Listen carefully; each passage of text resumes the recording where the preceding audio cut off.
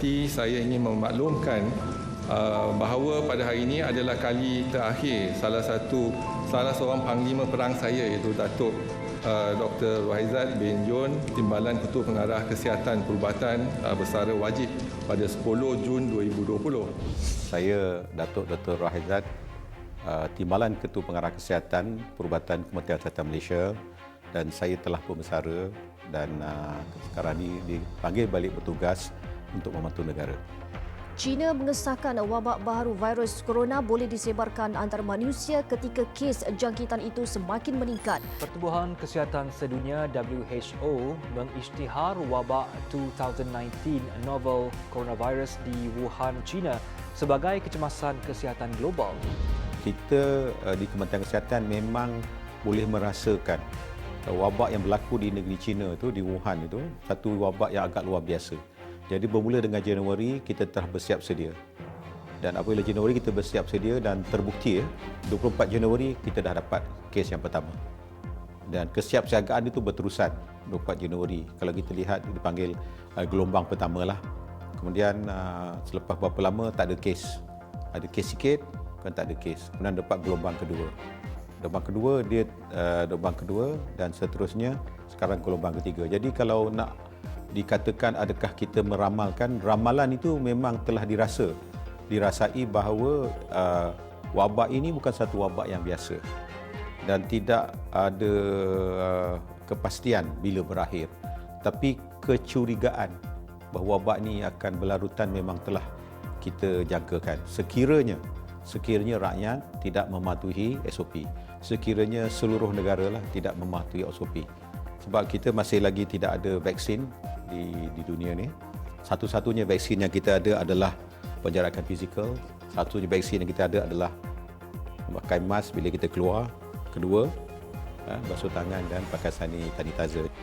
Sementara itu, ahli-ahli jemaah tabligh yang mengikut perhimpunan di Masjid Seri Petaling itu disaran untuk tidak solat berjemaah di masjid dan surau. Kalau boleh imbas kembali, kluster Seri Petaling itu diketahui adalah 9 hari selepas perhimpunan itu berlaku.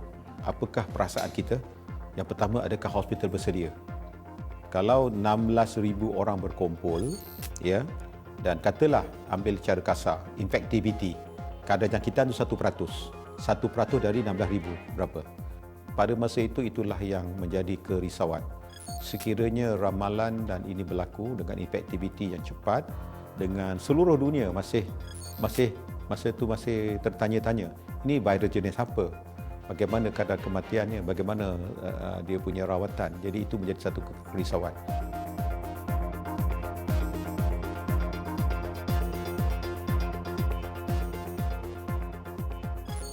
Jadi kalau nak menyebut kembali bagaimana rutin saya, untuk makluman saya telah bertugas sebenarnya sebagai Timbalan Ketua Pengarah Kesihatan pada tahun lepas. Tahun 2019. Kemudian hinggalah tadi kita lihat di Disember 2019 Wuhan, kemudian 2020. Kalau bandingkan antara 2019 2020 memang berbeza. Rutin memang berbeza, amat berbeza.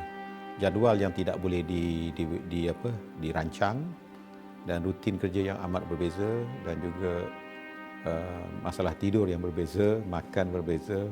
Semuanya memang dan rumah pun berbeza lah. Setiap hari pukul 7.30 ya, kena brief Menteri Kesihatan, yang berhormat Menteri Kesihatan. Selepas itu kita ada mesyuarat, kita panggil National CPRC. Selepas itu ada mesyuarat dengan Majlis Keselamatan Negara. Itu adalah rutin. Habis nanti ada lagi kita kena semak data dan perkara-perkara lain. Pagi kena mesyuarat, kemudian brief kepada Menteri Kesihatan sebab beliau terpaksa bentang kepada Majlis Keselamatan Negara. Kemudian ada mesyuarat lagi National CPRC dengan Ketua Pengarah Kesihatan, akan kedua-dua tidak akan bentang kepada Majlis Keselamatan Negara. Kemudian bila habis saja, terpaksa balik semula ke saya punya CPRC di sini yang dilihat di belakang saya ni, di mana kita kena mesyuarat bentangkan apakah strategi hospital. Hospital cukup katil ke tidak, ICU cukup ke tidak, PPE cukup ke tidak, ya. Monitor setiap hari. Dan sebelah petang biasanya akan ada PC. PC itu bukan membaca press release itu. Masalahnya mengutip keseluruhan data-data dari semua. Dan dikutip dah mesti ready sebelum pukul 5 atau 5.30. Habis saja PC memang dah penat, dan pada peringkat awal masa PKP itu memang tak balik lagi lah. Kami akan tunggu di pejabat bersama dengan menteri di mana tempat yang kami kena teliti. Contoh, jadi keletihan tu memang ada, tapi perasaan putus asa tu setakat ini belum. Perasaan putus asa tu belum lagi, tapi perasaan penat, letih memang satu perkara yang bukan saya alami, tapi saya ingat semuanya mengalami lah. Sebab 10 bulan tak jalan ya. 10 bulan kita ni memang satu perkara, bukan saya saja, di belakang saya. Di depan saya ada frontliners, di belakang saya ada backliners. Backliners kena kerja setiap hari untuk dapat data. Untuk pembentangan pada 7.30 pagi, mereka terpaksa bangun pukul 5 ya untuk dapatkan data. Pasal pukul 7 nanti data mesti siap. Itu backliners punya role untuk sediakan data. Kemudian sekali lagi nanti sebelum PC. Jadi itulah yang kami hadapilah. Keletihan, kepenatan, tapi saya rasa putus asa itu belum lagi. Tinggi-tinggi penghargaan dan jutaan terima kasih kepada Datuk Dr. Wahizat kerana memberi komitmen yang tinggi sepanjang perkhidmatan beliau kepada rakyat Malaysia. Sekian, terima kasih.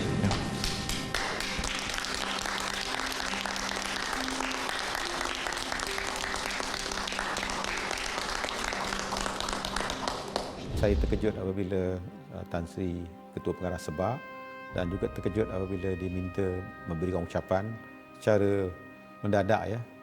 Dan juga saya terkejut apabila sahaja Tan Sri menyebut persaraan saya di hadapan saya, media, rupanya mereka ni dah bersedia ya.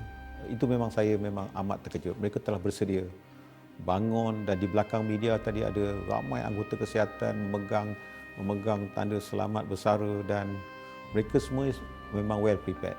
Jadi itu memang saya rasa saya sebenarnya menangis ya. Untuk maklumat, saya memang menangis. Tapi saya menangis dalam hati lah. Saya tak keluarkan air mata, tapi saya memang amat terharu lah dengan sambutan. Jadi saya telah bersara pada 10 Jun. 11 Jun tu saya dah rehat dan cuba nak membuat tugasan peribadi lah yang saya tak dapat laksanakan. Tapi kemudian dalam sebulan lebih saya dipanggil kembali bertugas. Jadi itu satu cabaran. Adakah perlu saya menolak atau perlu saya menerima? Jadi itu memang sukar nak dijawab ya. Nak terima atau nak tolak. Tapi memikirkan ya, itu adalah satu pengorbanan kepada negara untuk rakyat. Jadi saya terima cabaran tersebut sekali lagi ya, dan saya berpuji semua.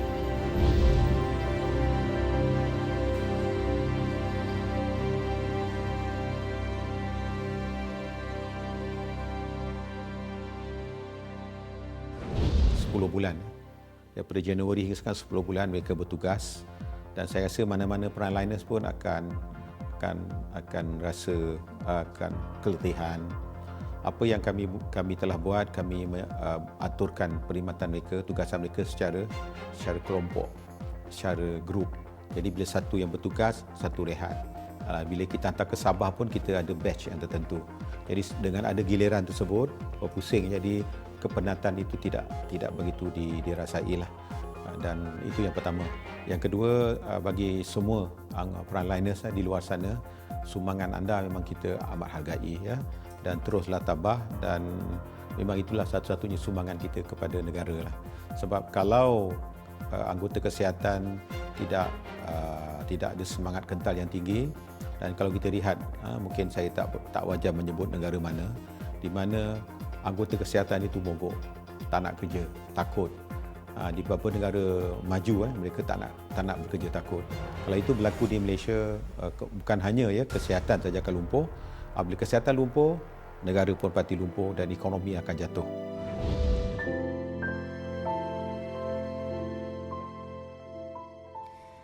Bismillahilladzi la yadurru ma'asmihi syai'un fil ardi wala fis sama'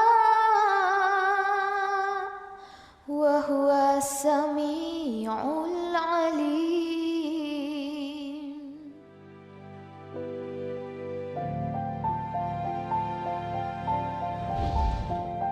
Untuk semua rakyat Malaysia, saya harap patuhlah SOP. Sekiranya kita tidak mematuhi SOP, banyak kluster tumbuh merata-rata. Bukan kita, tapi seluruh rakyat akan menderita.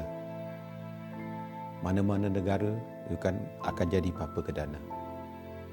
Tapi kalau kita bersatu hati menjaga negara, ekonomi dapat dijana. Jadi untuk semua rakyat Malaysia di sebelah sana, patuhilah SOP. Dan akhir kata dari saya, Delima Selasih, Duku Mengkudu. Terima kasih. Thank you. I love all of you.